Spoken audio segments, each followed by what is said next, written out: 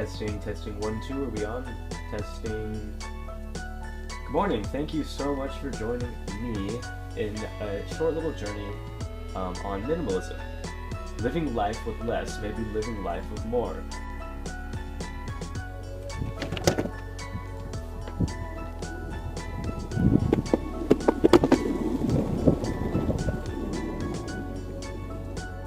One's life does not consist in the abundance of his possessions. Luke 12:15.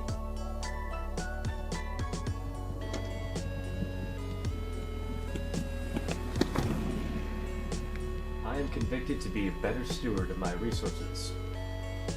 Joshua Becker, blogger at Becoming Minimalists, said, I used to view Jesus' teachings on money and possessions and generosity and not stockpiling treasures on earth as a sacrifice I was called to make.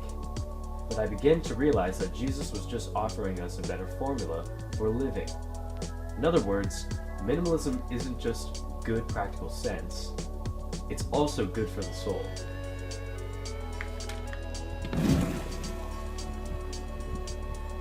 Most of us could benefit from sifting through our clutter and thinking twice before adding new stuff.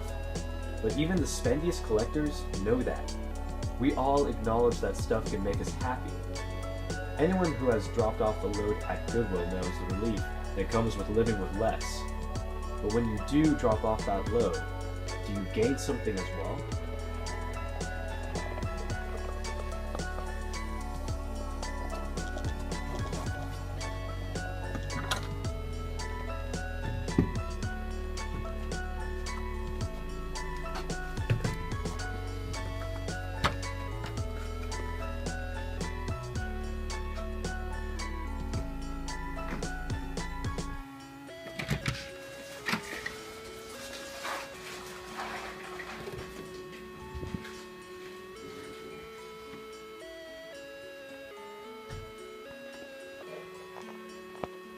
With simply purging unessential things, we eliminate our discontent, reclaim our time, live in the moment, pursue our passions, discover our missions, experience real freedom, create more, consume less, focus on our health, grow as individuals, contribute beyond ourselves, and rid ourselves of excess stuff.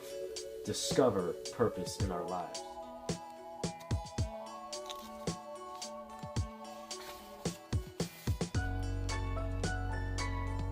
Phil from New York is joining us today. Yes. How do we apply minimalism to Christianity? Good question, Phil. You see, as Christians, if we live more deliberately, we will truly fulfill God's call for us. Without things to wade through to get to that phone that God calls us daily on, we will be more willing and ready to commit ourselves to God's service. To sum it up, as Christians, we want to become less attached to worldly things and more attached to godly things. Thank you so much for your call, Phil. For those of you listening across the nation, thank you for joining us today.